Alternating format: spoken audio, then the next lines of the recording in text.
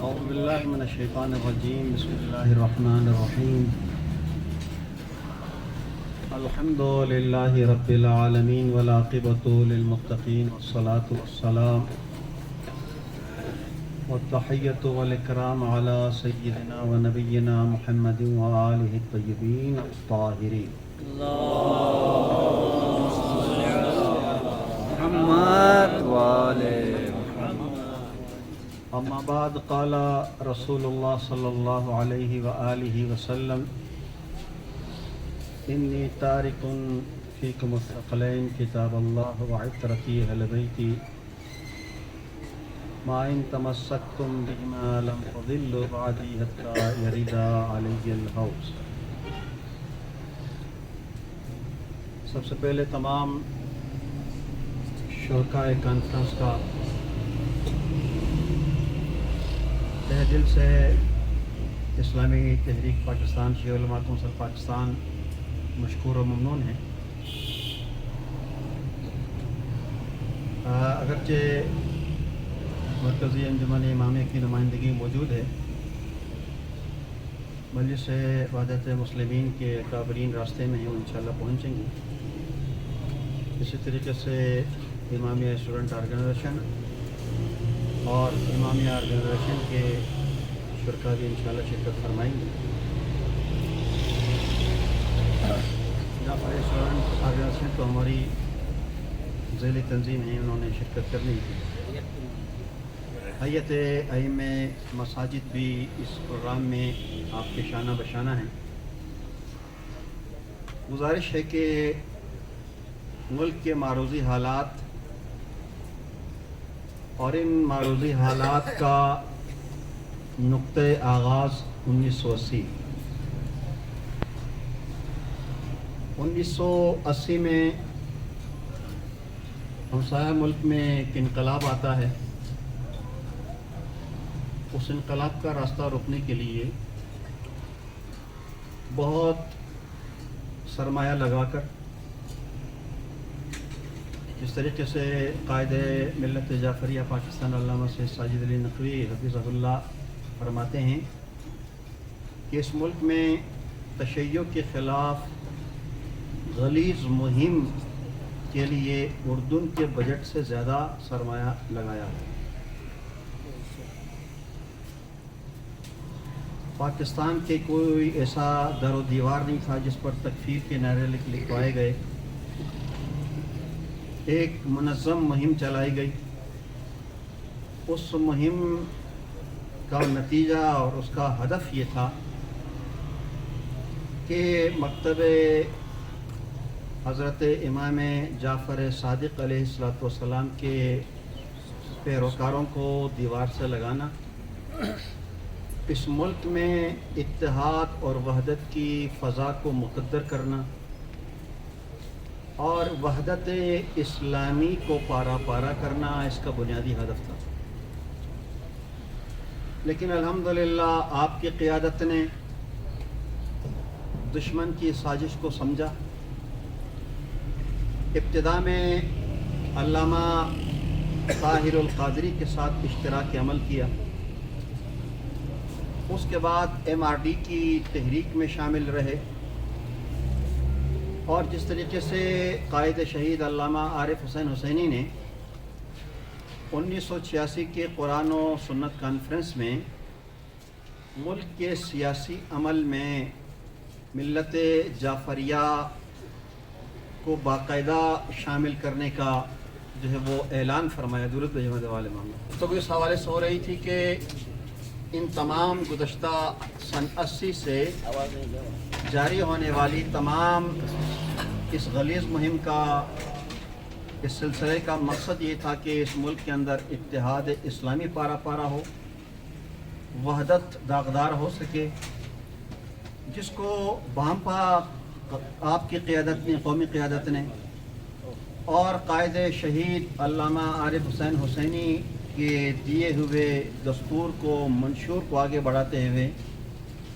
جہاں سیاسی عمل کے اندر اپنا وجود دکھایا، وہیں پر مسالک اسلامی کے اندر وحدت و اتحاد کو پختہ کرنے کے لیے سب سے پہلے جو ہے وہ اشتراکی عمل رکھا ڈاکٹر طاہر القادری سے، اس کے بعد 2002 میں یا 2005 میں ملی یکجہتی کونسل کی بنیاد رکھی گئی، جس کے اندر وقتاً فوقتاً جو ہے وہ تمام مذہبی جماعتیں، تنظیمیں، ادارے اس میں شامل ہوتے رہے، اور آج بھی ہم اتحاد بین المسلمین کے علم بردار ہیں، اس لیے کہ یہ نعرہ حضرت امام خمینی رضوان اللہ تعالی علیہ نے انقلاب اسلامی ایران کی کامیابی کے بعد لگایا، اور عالمی استعمار نے اسی شیعہ سنی اتحاد کے اس نعرے کو کمزور کرنے کے لیے ملک کے اندر جو ہے وہ شیعت کے خلاف غلیظ مہم چلائی، اور اگرچہ اس کے اثرات ہوئے کسی نہ کسی حد تک کہ جو کشیدگی آج پائی جاتی ہے وہ کشیدگی اسی غلیظ مہم کا نتیجہ ہے، لیکن ملت جعفریہ نے ہمیشہ اتحاد، وحدت، اخوت، برادری کو فروغ دیا، جس کی مثال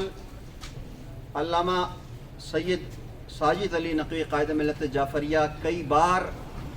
نگران سربراہ بھی منتخب ہوئے، سربراہ یعنی ملی یکجہتی کونسل کے، متحدہ مجلس عمل کے اندر بھی مرکزی جو ہے وہ قیادت آپ کو سونپی گئی۔ متحدہ مجلس عمل ایک سیاسی فورم ہے، ملی یکجہتی کونسل غیر سیاسی فورم ہے، اور آج جب یہ غلیظ مہم ناکام ہوئی تو اس کا جو ہے وہ دوسرا جو ہے وہ رخ جو ہے وہ قانون سازی کی طرف کیا گیا، جو یقیناً باعث تشویش ہے۔ میں اتنا عرض کروں گا کہ ان تمام حالات میں بھی غلیظ مہم چلائی گئی، تب بھی ہم نے شیعہ سنی اتحاد کا نعرہ بلند کیا، اس لیے کہ ہم رسول اکرم کی تعلیمات پر چلنے والے ہیں، اہل بیت اطہار کی دی ہوئی تعلیمات پر عمل پیرا ہیں، اور اصحاب رسول کے اس روشن کردار کو ہم آگے لے کر بڑھتے ہیں کہ جس کے ذریعے سے اہل اسلام کے اندر اتحاد اور وحدت کو فروغ ملے۔ لیکن وہ اس طاقتیں کہ جو اس ملک میں افراتفری چاہتی ہیں، اس ملک کو غیر مستحکم دیکھنا چاہتی ہیں، اس ملک کے اندر جو ہے وہ اتحاد اور وحدت کو پارا پارا کرنا چاہتی ہیں، انہیں یہ چیز ناگوار گزرتی ہے، لیکن ہماری ذمہ داری یہ ہے، ہمارا منشور یہ ہے کہ ہم ہر آئینہ، ہر صورت اتحاد بین المسلمین کو تقویت دیں۔ اس میں ابھی خطبے میں بھی کہہ چکا ہوں، سوالیہ نشان قومی اسمبلی پر ہے، سوالیہ نشان سینٹ کے اوپر ہے۔ سینٹ پارلیمنٹ ہے، اور پارلیمنٹ کا کام ہے آئین کی بالادستی کو یقینی بنانا، آئینی تقاضوں کو پورا کرنا۔ ملک میں جہاں آئین کے اوپر عمل کرنے میں اونچ نیچ ہو جائے تو پھر ذمہ داری پارلیمنٹ کی بنتی ہے، ایوان زیرین کی بھی ذمہ داری بنتی ہے، ایوان بالا کی بھی ذمہ داری بنتی ہے کہ وہ آئینی تحفظ کو یقینی بنائے۔ ساتھ ساتھ اسی آئینی تحفظ کو یقینی بناتے ہوئے قومی اسمبلی کی بنیادی ذمہ داری یہ بنتی ہے کہ وہ اسلامی مسالک کے درمیان مشترکات کو فروغ دے، مسالک کے درمیان، امت اسلامی کے مسالک کے درمیان وہ مشترکات جو بہت زیادہ ہیں اس کو تقویت دے، اور اختلافات کو بالائے طاق رکھے، پس پش ڈالے۔ لیکن ستم ظریفی یہ ہوئی، اس ملک کے اندر نادیدہ قوتوں نے اور غیر مرئی جو ہے وہ طاقتوں نے اس انداز سے حملہ کیا کہ آج قومی اسمبلی کی بے توقیری کی گئی۔ وہ اختلافی مسائل کے جو امت مسلمہ کے اندر اختلاف کا سبب ہیں انہیں کو اٹھایا گیا، انہیں کو جو ہے وہ چور دروازوں سے جو ہے وہ لایا گیا۔ میں اتنا کہوں گا کہ پارلیمنٹ نے غیر پارلیمانی انداز میں غیر پارلیمانی بل کو منظوری کے دہانے تک پہنچایا۔ یہ پارلیمنٹ کا کام نہیں تھا، پارلیمنٹ کا کام پارلیمانی انداز تھا۔ پارلیمانی انداز میں پارلیمنٹ کو آگے بڑھنا چاہیے، پارلیمانی انداز میں پارلیمانی تقاضوں کو پورا کرتے ہوئے ملک کے اندر بسنے والے تمام اہل اسلام کو مشترکات پر متفق کرنے کے لیے بل لانا چاہیے تھا، لیکن غیر پارلیمانی انداز میں قومی اسمبلی کے اندر بھی وہ بل لایا گیا جو امت مسلمہ کے اتحاد کو پارا پارا کرنے کی سازش تھی، جو شیعہ سنیوں کو لڑانے کی کوشش تھی۔ ایک نہ ختم ہونے والے بحث و مباحثہ کا سلسلہ نکلے گا۔ اب ظاہر ہے کہ اس بل کے اندر جو چیزیں مندرجات ہیں، جس کے ضمن میں آپ پابند ہیں کہ آپ اہل بیت اطہار کو بھی رضوان اللہ تعالی علیہ کہیں، آپ اس بات کے پابند ہیں کہ صلی اللہ علیہ وآلہ وسلم لکھا جاتا تھا، اب صلی اللہ علیہ وآلہ وآصحابہ وسلم لکھا جائے، جبکہ میں روئے قرآن اور روئے سنت یہ کہتا ہوں کہ میں حضرت علی علیہ السلام کہتا ہوں، مجھے اس علیہ السلام کہنے سے دنیا کی کوئی طاقت روک نہیں سکتی، مجھے دنیا کا کوئی قانون مجھے حضرت علی علیہ السلام لکھنے سے نہیں روک سکتا۔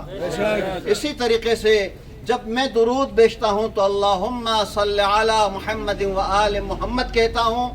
اس محمد و آل محمد سے مجھے نہ دنیا کا کوئی آئین روک سکتا ہے، نہ قانون روک سکتا ہے، نہ کوئی طاقت روک سکتی ہے۔ لہذا ان بنیادوں پر پارلیمنٹ سے ہمیں یہ توقع نہیں تھی کہ وہ غیر پارلیمانی انداز میں ایسی بلوں کو لایا جائے گا، جس کے ذریعے سے اب کیا ہوگا، تعلیمی اداروں میں بحثیں شروع ہو جائیں گی، مشترکہ مقامات پر انہی بحثوں کا جو ہے وہ آغاز ہو جائے گا۔ کوئی کہے گا کہ آپ ان کو جو ہے اس کا احترام کے قائل کریں۔ یاد رکھیں، اگر خلافت راشدہ، خلفائے راشدین اگر اس بل کے ہدف ہوتے تو کوئی بات نہیں تھی، لیکن آثار یہ نظر آتے ہیں خلفائے راشدین سے آگے ان لوگوں کو بھی مقدس منوانے کی کوشش کی جائے گی جن کے ہاتھ اہل بیت اطہار کے خون سے رنگین ہیں۔ یہ ایک سلسلہ ہے، لہذا اس سلسلے میں ہم نے حکمت سے کام لینا ہے، اور حکمت یہ ہے کہ ہم نے کسی صورت شیعہ سنی اتحاد کو داغدار ہونے نہیں دینا ہے، شیعہ سنی اتحاد کو فروغ دینا ہے۔ ان مشکل حالات کے باوجود ہم نے اتحاد اسلامی کا نعرہ بلند کرنا ہے، وہ اتحاد اسلامی کا نعرہ جو نعرہ امام خمینی نے لگایا، اسی کو رہبر معظم ولی امر مسلمین آیت اللہ خامنہئی نے آگے بڑھایا، اور اس سے بھی بڑھ کر آیت اللہ سستانی نے اہل سنت کو بھائی نہیں کہا بلکہ اپنی جان کہا، اپنا نفس کہا کہ ہمارے نفس ہیں۔ اسی طریقے سے قائد ملت جعفریہ پاکستان علامہ سید ساجد علی نقوی کی وہ غیر متزلزل قیادت، وہ حکمت عملی والی قیادت جس کے اندر آپ نے ملک کے اندر اتحاد بین المسلمین کی بنیاد رکھی، خود فرماتے ہیں پورے اسلامی ممالک کے اندر ڈھونڈو، تلاش کرو، پاکستان واحد ملک ہے جہاں پر اتحاد بین المسلمین کے مضبوط فورم ملی یکجہتی کونسل کی صورت میں موجود ہے۔ یہ ملی یکجہتی کونسل یہ ایک ایسا فورم ہے جس نے اہل حدیث کو بھی بلایا، جس نے جماعت اسلامی کو بھی بلایا، جس نے بریلویوں کو بھی بلایا، جس نے نقشبندیوں کو بھی بلایا، گویا کہ ہر طبقہ جو اس ملک کے اندر بستا ہے وہ ملی یکجہتی کونسل کے پلیٹ فارم پر متحد ہے، منسجم ہے، اخوت ان کے اندر پائی جاتی ہے۔ اسے داغدار ہونے کی کسی بھی صورت میں اجازت نہیں دی جا سکتی۔ یاد رکھیں، قومی اسمبلی نے اپنے حدود سے تجاوز کیا، اپنی توقیر کا سودا کیا، اور ہم کسی صورت اس ملک کو غیر متزلزل ہونے، غیر مستحکم ہونے کی اجازت قطعا نہیں دے سکتے۔ لہٰذا آپ سب کی ذمہ داری ہے، سب سے پہلے آج پہلے سے زیادہ آپ کے پاس اتحاد بین المسلمین کی ضرورت بڑھ گئی ہے۔ آپ اپنے اہل سنت بھائیوں کو، اپنے سنی بھائیوں کو گلے سے لگائیں، ان کے ساتھ اٹھنا بیٹھنا کریں، ان کے پروگراموں میں شرکت کریں، ان کے جنازے میں شرکت کریں، ان کی عیادت کریں، ان کے ساتھ تعاون بڑھائیں، اس لیے کہ جب سے اس ملک کے اندر افراتفری پھیلی، دشمنوں نے موقع جانا اور دشمن گھس گئے ہیں۔ آج یہ ساری دشمن کی کارستانیاں ہیں کہ شیعہ سنی جو بعض جگہوں پر اختلافات نمودار ہوتے ہیں، اس کا غلط فائدہ اٹھاتے ہوئے وہ لوگ شامل ہو گئے جو تکفیری ہیں، جو عالم اسلام کو داغدار کرنا چاہتے ہیں، وہ لا الہ الا اللہ محمد رسول اللہ کا جھنڈا بلند کر کے وہ چیزیں کرتے ہیں کہ جس کا حکم نہ اللہ نے دیا، نہ رسول نے دیا، نہ اہل بیت نے دیا، نہ اصحاب رسول نے دیا۔ ان چیزوں کو عملی صورت دینے والے لوگ جو اسلام کے دشمن ہیں، جنہیں اسلام کی شدبد بھی نہیں ہے، ان لوگوں کو موقع ملے گا۔ لہذا اس کے باوجود، اور ساتھ ساتھ یہ بھی آپ کے ذہن نشین کروں کہ سینٹ میں جس انداز سے پیش کیا گیا، جس دھڑا دھڑ تھوک کے حساب سے ایک ہی دن میں کئی جو ہے وہ بل منظور کیے گئے، یہ یقیناً ایسا طریقہ کار نہیں ہے۔ جبکہ مذہبی معاملات میں تمام مسالک کو اعتماد میں لیا جانا چاہیے، کمیٹیاں تشکیل دی جانی چاہیے، اور کمیٹیوں کی تشکیل دینے کے بعد یہ تمام معاملات حالانکہ پیغام پاکستان کے ہوتے ہوئے، ملی یکجہتی کونسل کے ضابطۂ اخلاق کے ہوتے ہوئے کسی اور بل کی ضرورت نہیں تھی۔ اور یہ دنیا جانتی ہے کہ کوئی بھی زور زبردستی سے ہمیں کوئی چیز نہیں منوا سکتا۔ ہم 14 سالوں سے علی کو خلیفہ بلا فصل مانتے ہیں، دنیا کی کوئی طاقت ہمیں اس عقیدے سے دور نہیں کر سکتی۔ زور زبردستی سے کوئی چیز نہیں منوائی جا سکتی، اس لیے کہ زور زبردستی عارضی ہوتی ہے۔ ہم تمام عالم اسلام کو، بالخصوص پاکستان میں بسنے والوں کو، بالخصوص گلگت بلتستان میں بسنے والوں کو اتحاد اور وحدت کی طرف دعوت دیتے ہیں۔ ہم ہاتھ بٹاتے ہیں اپنے اہل سنت بھائیوں کے ساتھ کہ آئیں، اتحاد کریں، وحدت کریں۔ یہ معاملات میں ہمارے اور آپ کے ہیں، کوئی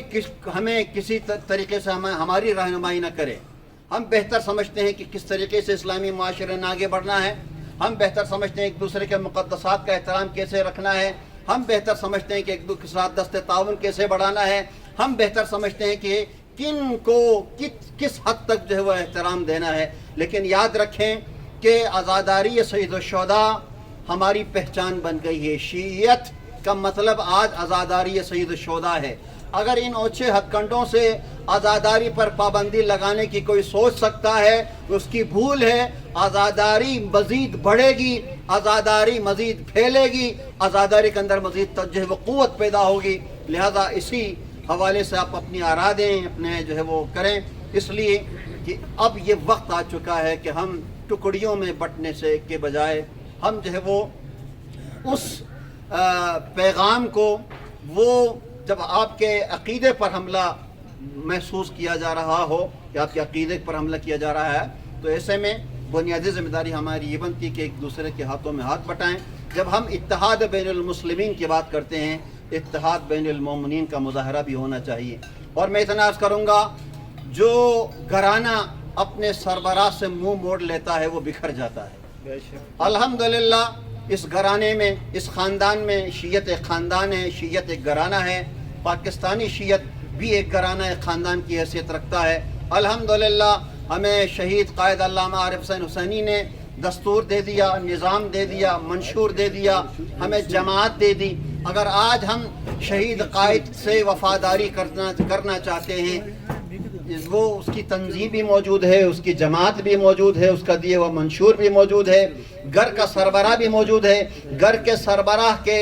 کہنے کے مطابق چلو، تمہیں کہیں پشیمانی نہیں ہوگی، کہیں پر جو ہے وہ تمہیں خوف محسوس نہیں ہوگا، کہیں پر تم تنہائی کا شکار نہیں ہوگے۔ اور پھر اس سے بڑھ کر جب آپ کی قومی قیادت کو ولی فقیہ کی نمائندگی بھی حاصل ہو جائے تو پھر جو ہے وہ مطابیت بن جاتی ہے، اطاعت جو ہے وہ ضروری ہو جاتی ہے۔ لہٰذا اس حوالے سے میں آپ تمام احباب کا شکر گزار ہوں، اور ساتھ ساتھ میں گزارش کروں گا اتحاد اور وحدت بین المسلمین کو فروغ دیتے ہوئے ان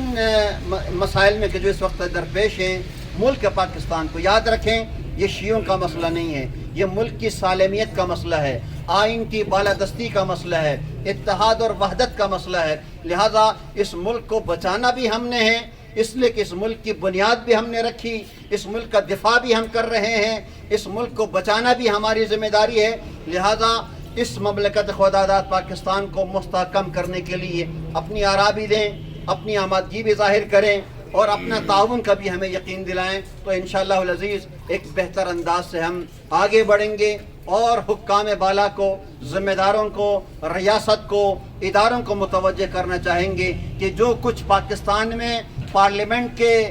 پارلیمنٹ سے جو ہو رہا ہے وہ اچھا نہیں ہو رہا ہے، نہ وہ آئین کے مطابق ہو رہا ہے، نہ اسلامی اخوت کو برقرار رکھنے کے لیے ہو رہا ہے، نہ ملک کو مستحکم کرنے کے لیے ہو رہا ہے، بلکہ گلی گلی شیعہ سنی فسادات ہوں گے، گلی گلی میں جو ہے وہ شیعہ سنی مباحثوں کا سلسلہ شروع ہو جائے گا۔ لہذا ہم یہ نہیں چاہتے کہ پارلیمنٹ کے کندھوں پر رکھ کر کوئی تکفیری اپنے مقاصد مذموم مقاصد حاصل کرے، ہم اس کی اجازت قطعاً نہیں دے سکتے۔ والسلام علیکم ورحمۃ اللہ۔